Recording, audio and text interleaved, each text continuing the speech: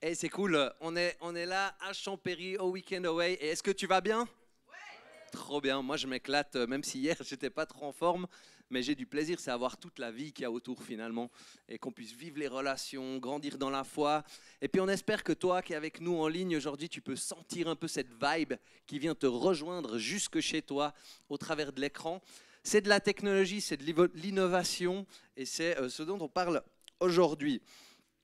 Et donc on est sur, enfin, je ne sais pas si vous vous êtes rendu compte, on est sur la dernière des valeurs paradisiaques.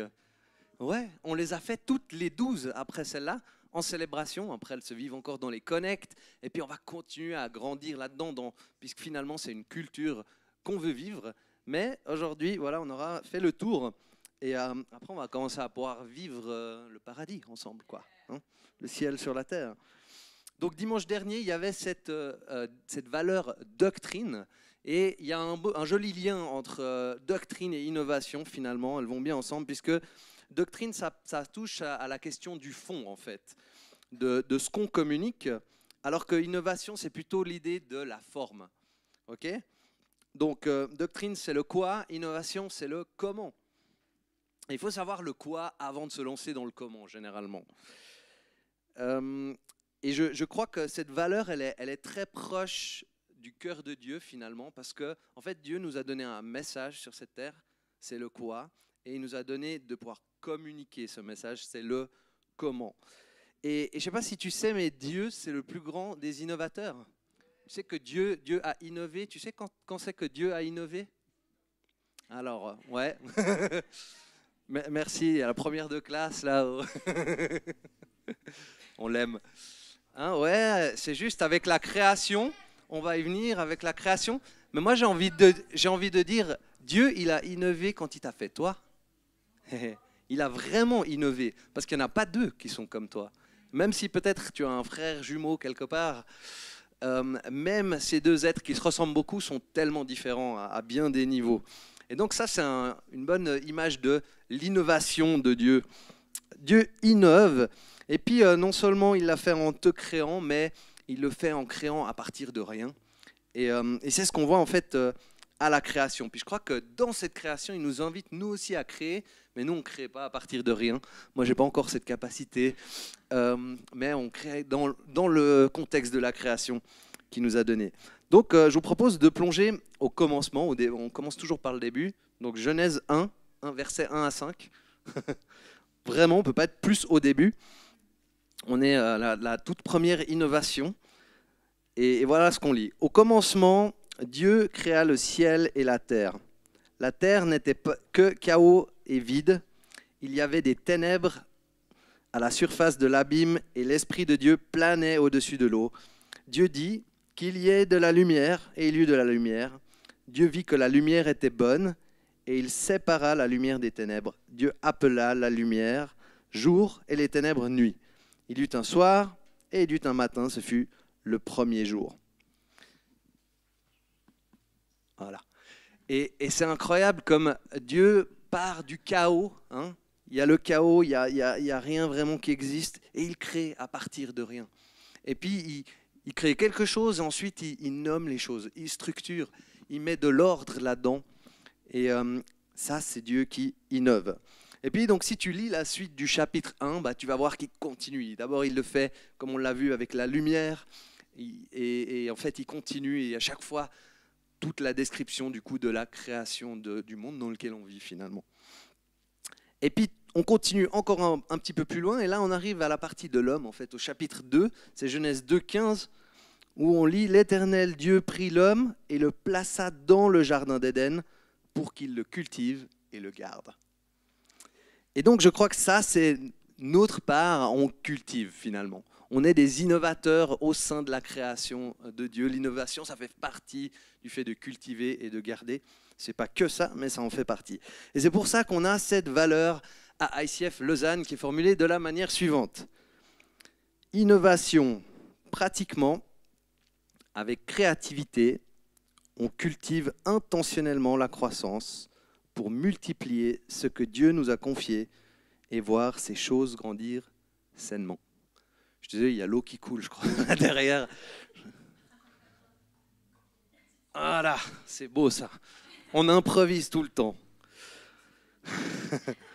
Voilà. Et donc, on voit, il y a pas mal d'éléments aussi dans cette petite définition, hein, cette idée de créativité en lien avec la création. On est aussi fait à l'image de Dieu qui est créateur. Et puis, on cultive intentionnellement la croissance. Voilà, on va regarder un peu plus pourquoi cette notion intentionnelle. Puis, il y a cette idée d'une multiplication. Ce que Dieu nous donne est amené à se développer, se multiplier, fleurir, grandir. Mais de manière saine. Il y en a qui savent que la croissance, ça peut être quelque chose de malsain. Hein. Franchement, pas toute croissance est bonne. Hein. Il y a des choses, des fois, qui se développent qui ne devraient pas du tout. Quelque chose qui est en bonne santé, normalement, devrait grandir, par contre. Et nous, c'est ça qui nous intéresse. On veut voir une multiplication saine des choses. Dans ce mandat que nous, on a dans la création. Donc, l'idée, c'est que la croissance, ça n'arrive pas par hasard, je crois. C'est pour ça qu'il y a ce mot intentionnellement. Je crois que ça demande souvent une démarche intentionnelle de notre part. Et puis pour que ce soit de manière saine, c'est pour ça qu'on a vu ce message doctrine dimanche passé. C'est que finalement, on ne veut pas déformer le fond alors qu'on grandit, alors qu'on multiplie. Il y en a qui ont déjà lu la parabole des talents, cette histoire où Jésus donne à 3 personnes un montant différent. Et puis il y en a un qui va l'enterrer. Et puis, erreur fatale, il y a l'inflation. Donc non seulement il n'aura pas juste le montant de base qu'il voulait protéger, mais il aura moins que ça. Mais les 2 autres, ils ont été malins, ils ont investi, hein, avec les sommes que Dieu leur avait données, des sommes différentes. Et qu'est-ce qui s'est passé? Il y a eu un fruit de leur investissement, quelque chose qui s'est développé, qui a grandi. Moi, je crois que c'est exactement ce qu'on est appelé à vivre et à faire en tant que croyants sur cette terre, avec ce que Dieu a mis entre nos mains. Et là, on voit ce côté du coup de notre responsabilité finalement. Qu'est-ce qu'on fait de ce que Dieu nous a donné? Et tu lis dans 2 Corinthiens 9, 6 à 9, il dit « Sachez-le », alors c'est Paul qui parle des finances spécifiquement.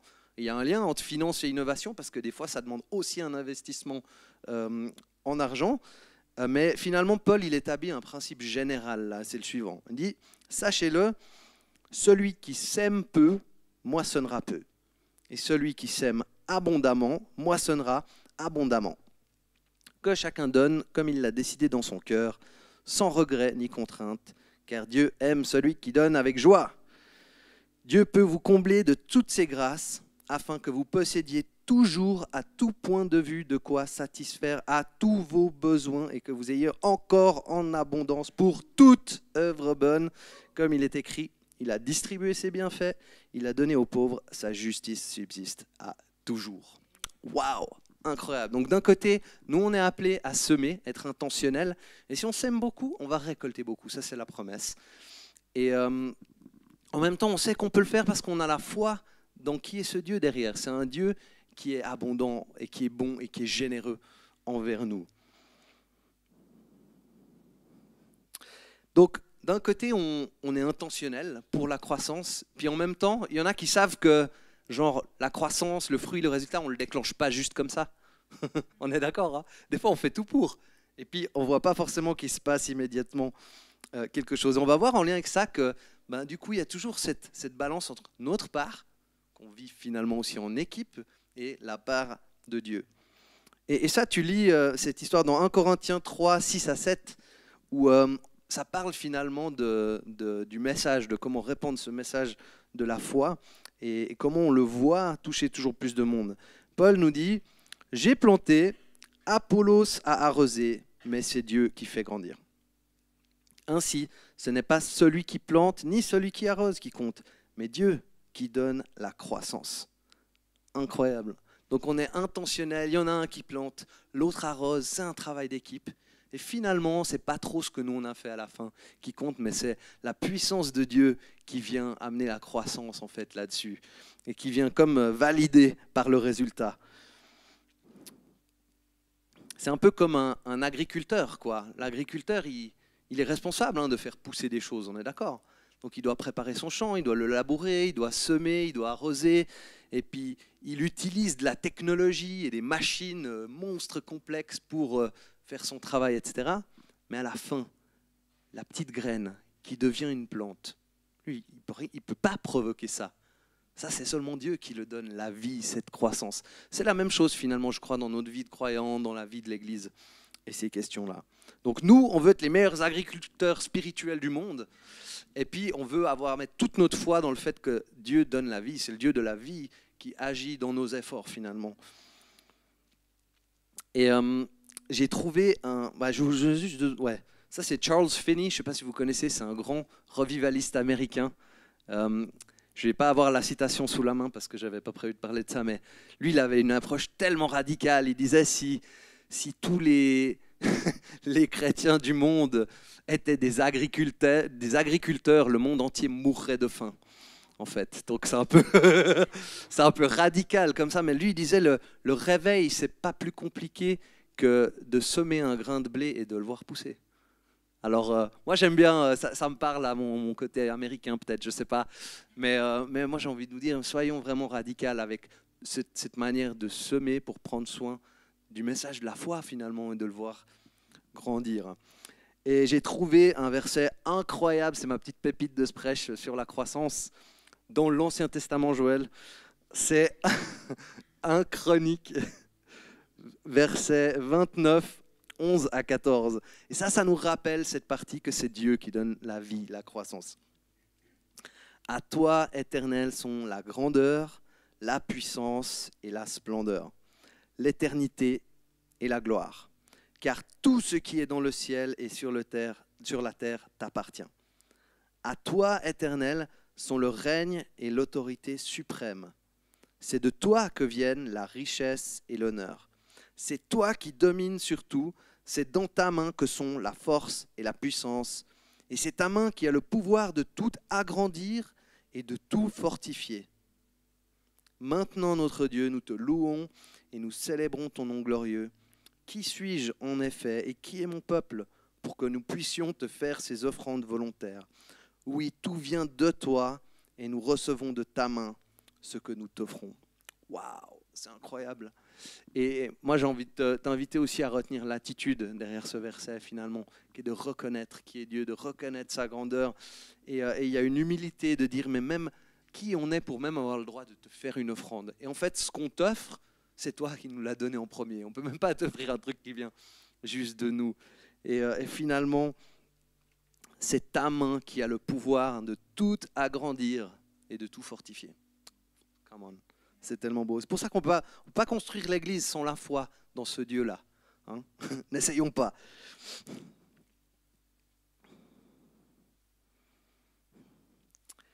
Et donc on veut multiplier les bonnes choses.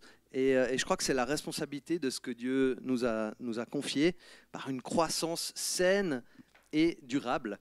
Et puis l'apôtre Paul, il était aussi très très actif et intentionnel en fait sur cette question du fond et de la forme. Donc on peut avoir le fond. Le fond c'est moi. Et la forme c'est ça.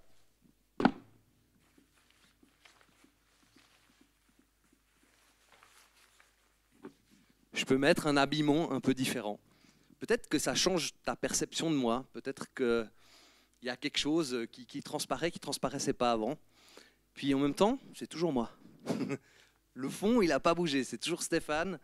Et je peux changer la forme autant de fois que je le souhaite.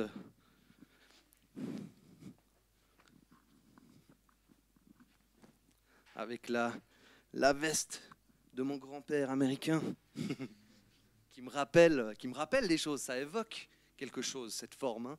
Donc il y a même un contenu, peut-être si tu le sais, mais là en l'occurrence, il faut que quelqu'un te donne les infos dans la forme. Mais l'essence derrière, c'est toujours Stéphane. Ça va bouger d'un pas. Je dirais ça bougera pas. Je peux continuer à changer la forme. Tac. Et là, tout à coup, je suis un pasteur ICF.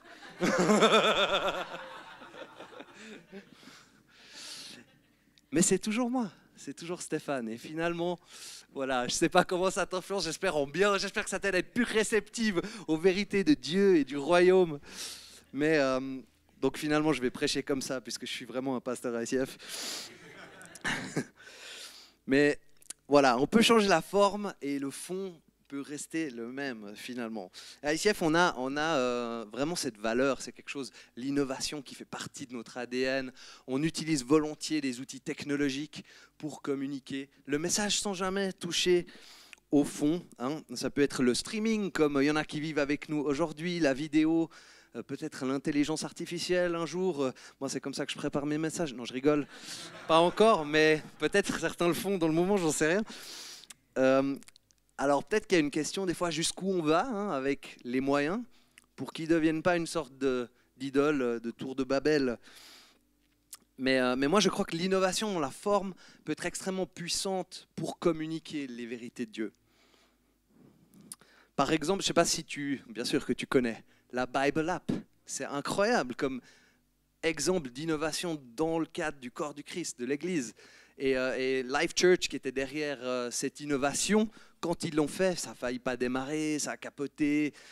Ils ne savaient pas qu'ils allaient être derrière quelque chose de super grand au service de l'Église dans le monde entier finalement. Et aujourd'hui, ils ont cet impact-là. Et on est tellement reconnaissants qu'ils aient osé innover pour nous donner un accès par un autre moyen à la parole de Dieu. Ils ont agi sur la forme pour qu'on ait accès au fond.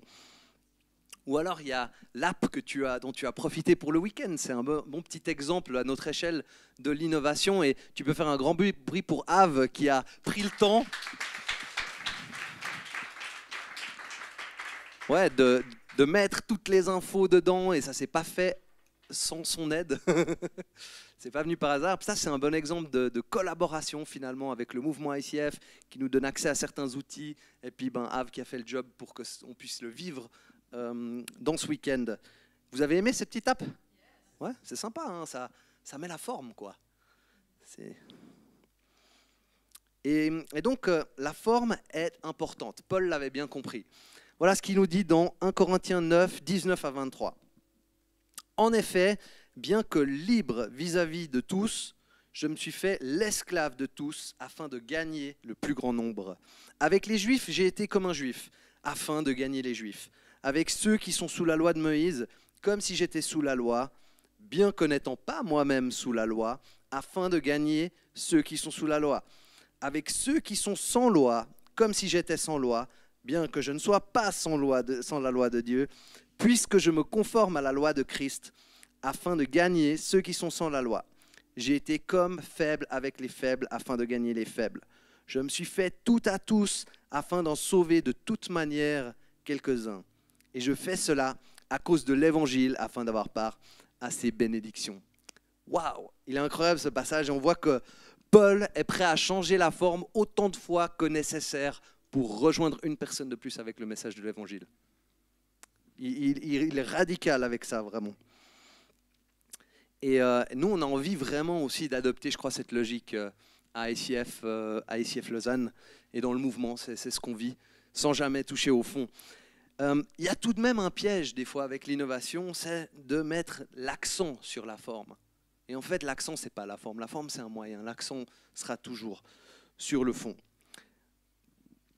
Et donc, on voit dans ce passage que Paul, il dit bouleverser la forme autant de fois que nécessaire, finalement.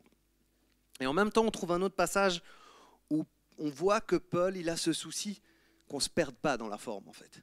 Et qu'on soit vraiment dans ce qui compte le plus. On trouve ça dans 1 Corinthiens 2, 1 à 5. Il dit « Pour ma part, frères et sœurs, lorsque je suis venu chez vous, ce n'est pas avec une supériorité de langage ou de sagesse que je suis venu vous annoncer le témoignage de Dieu. Car j'avais décidé de ne connaître parmi vous rien d'autre que Jésus-Christ et Jésus-Christ crucifié.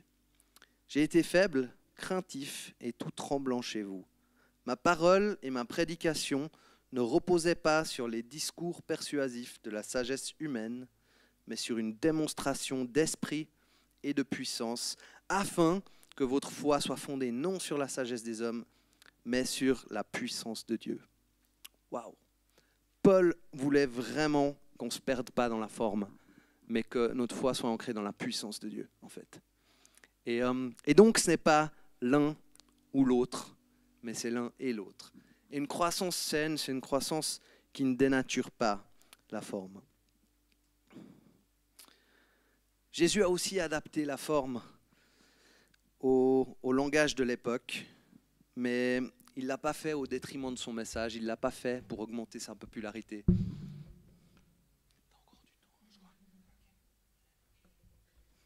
C'est pas grave. Ouais, on innove. On va prêcher en musique. Et puis, une des valeurs du mouvement ICF qu'on a, vous l'avez peut-être souvent déjà entendu parler, c'est l'excellence. Hein, on est d'accord? Et puis, quand on pense à l'excellence, on pense souvent dans la technique, dans la musique, dans les moyens technologiques, etc. Et ça, c'est un des moyens, mais ça, c'est l'excellence dans la forme. Mais nous, on veut aussi l'excellence dans le fond, en fait. L'excellence dans le fond, ça veut dire je creuse et je médite et je connais ma Bible.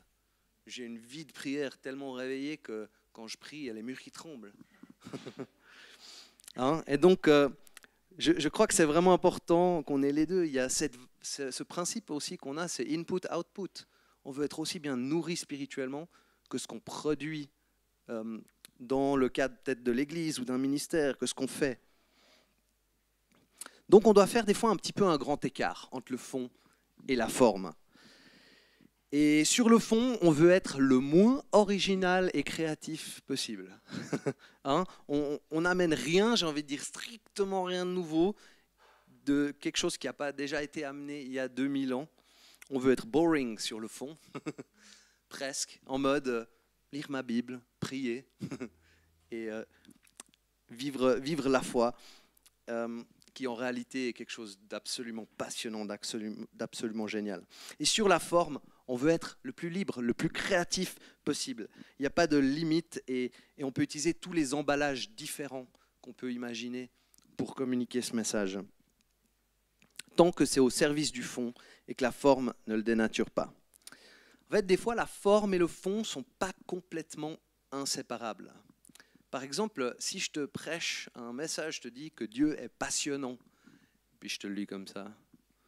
Alors, Dieu, il est passionnant et il a changé ma vie. Bah, tu sens qu'il y a une tension entre le contenu et le contenant. Ce que je te dis, la manière dont je le dis est aussi porteur d'un message. Donc, des fois, il faut voir parce que la forme peut être au service du fond ou pas, des fois, en fonction du sujet.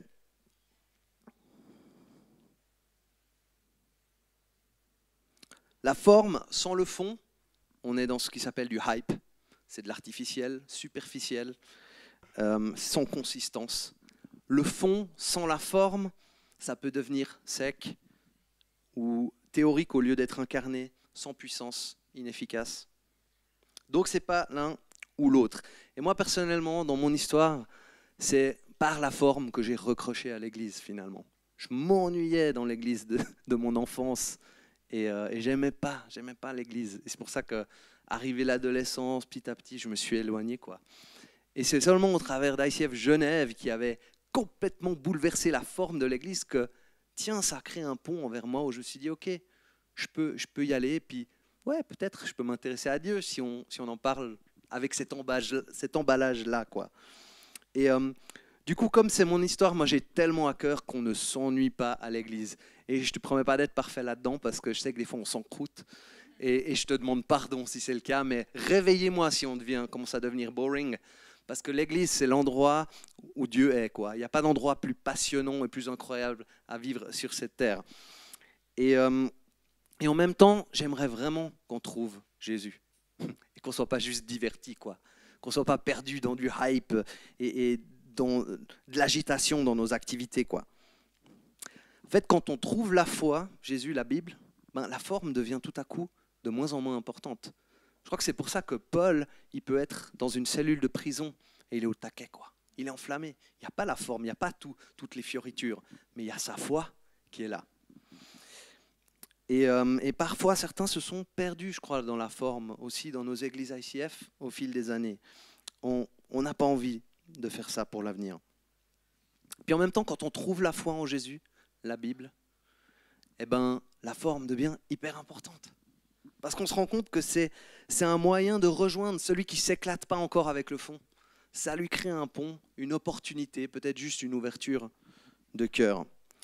Donc il y a une tension et une harmonie entre ces deux principes un petit jeu d'équilibrisme à faire pour avoir les bonnes choses aux bonnes places. Et c'est pour ça que on va se lancer en tant qu'Église dans les 2 prochaines semaines, dès lundi, dans un temps de jeûne et de prière, pour voir le fond. Et il y a différentes manières qu'on peut jeûner. Moi, j'ai envie de vous recommander, à moins qu'il y ait une contre-indication médicale ou un trouble alimentaire, de faire un jeûne de nourriture. Parce que finalement, c'est le jeûne comme la Bible nous le présente, en fait. Et il y a quelque chose qui se passe quand on prive le corps, en fait, comme une manière de dire « Seigneur Dieu, c'est toi ma nourriture dans l'absolu. Oui, j'ai besoin de nourriture pour vivre physiquement, mais j'ai encore plus besoin de ta parole vivante, de ta présence dans ma vie. » Et on peut faire un jeûne où on prend juste des légumes et des fruits, on peut jeûner complètement. Trouve ce qui fonctionne pour toi. Peut-être tu vas faire un truc méga radical, peut-être tu vas juste sauter 2 repas de midi dans ta semaine pour prier. Et en fonction du job que tu as aussi, peut-être tu as besoin de manger pour faire ton travail correctement, alors mange. Ne te culpabilise pas avec ça. Mais peut-être qu'il y a un moment, un soir de la semaine, où tu sautes un repas et tu te mets à genoux et tu vas chercher ton Dieu, quoi. Et je crois que c'est une église qui se met dans le jeûne et la prière et qui vient secouer le trône de Dieu. Ça, c'est une église qui va bien, qui est en bonne santé. Et ça, c'est une église qui est en train de se positionner pour accomplir sa mission avec une grande pertinence et un grand impact. Alors, je vais te donner 3 pistes pour ce temps, ces 2 prochaines semaines de jeûne et de prière. Et bien sûr, tu as la place d'amener tout ce que tu veux devant Dieu, finalement. Mais ça, c'est un petit peu une direction que je veux nous donner en tant qu'église. Et la première, c'est l'aspect vision, on va dire, finalement, de tout ça, dont j'ai parlé en septembre. C'est multiplier des disciples. C'est notre raison d'être. Et dans multiplier des disciples, il y a cette idée de prier pour ma propre vie de disciple. Ça commence toujours par moi en premier.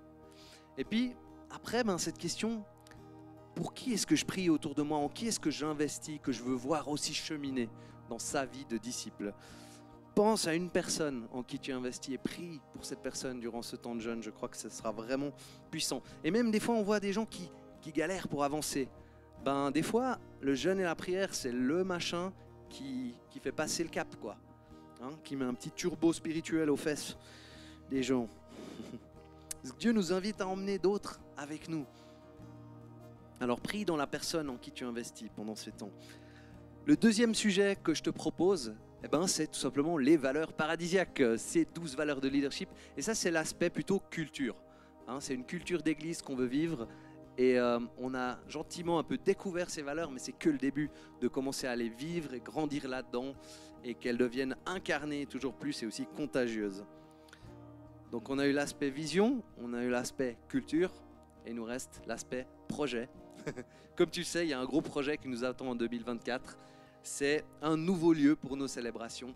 Et je crois que c'est vraiment cool aussi en tant qu'église qu'on aille chercher Dieu là-dessus. Et que ce n'est pas le rôle juste d'une ou 2 personnes, mais que c'est en groupe finalement. Parce que l'église, ça se vit ensemble, quoi. Ça se vit en communauté.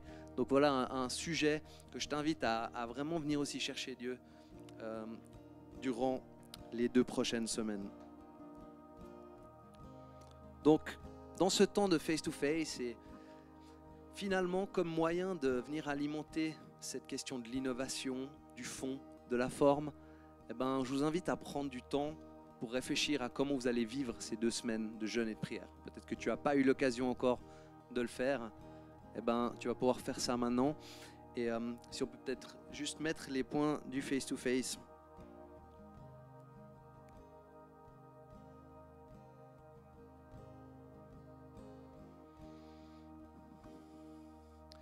Ouais, peut-être que tu as des besoins vraiment spécifiques dans ta vie ou dans ton ministère. Peut-être que tu as besoin de nouvelles personnes pour rejoindre tes équipes et que c'est dur de faire tourner le tournus. Ça, c'est quelque chose que tu peux amener devant Dieu dans ce temps de jeûne.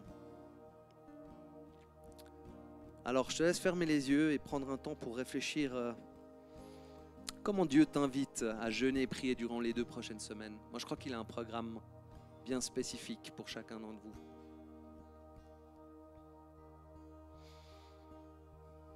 Et Seigneur, on te remercie que tu es un Dieu vivant qui parle et tu nous montres comment aussi vivre des temps avec toi, comment te rejoindre, comment te rendre un culte. Et moi, je prie pour chaque personne ici et en ligne et dans l'église, c'est qu'on ait une conviction sur comment tu nous amènes à jeûner et prier dans les 2 prochaines semaines. Et en lien avec ces 3 directions, ces 3 pistes, aide-nous à arroser, aide-nous à venir te chercher, chercher ton cœur et être ces vaisseaux de prière qui viennent libérer le ciel sur la terre, Jésus. Seigneur, on reconnaît que c'est toi qui donnes la croissance. Nous, on est des serviteurs, on travaille en équipe, des agriculteurs spirituels, on agit avec intentionnalité. Mais à la fin des courses, on reconnaît que c'est ta main qui a le pouvoir d'agrandir et de croître. Et on a envie de te demander ça, Seigneur. Aide-nous à être de bons agriculteurs spirituels pour toi. Aide-nous à être intentionnels, à faire notre part, à travailler en équipe. Et aide-nous surtout à te faire confiance pour la partie croissance, cette vie de l'esprit, cette vie spirituelle, la foi qui rejoint toujours de nouvelles personnes. Cette part que seul toi tu peux faire. Et on te demande, Seigneur, viens et fais grandir notre foi, la foi de l'Église, et fais grandir l'Église avec de nouvelles personnes qui rejoignent ta famille et qui grandissent aussi dans une vie de disciple à ta suite, Seigneur. Merci parce que tu es avec nous dans ce processus. Et on se met à ta suite. Et alors prends encore du temps pour réfléchir à comment Dieu t'invite à jeûner et prier. Si tu es déjà au clair sur ça, peut-être prendre du temps pour comprendre comment tu peux être un bon agriculteur spirituel pour aller vers la croissance qui vient de lui.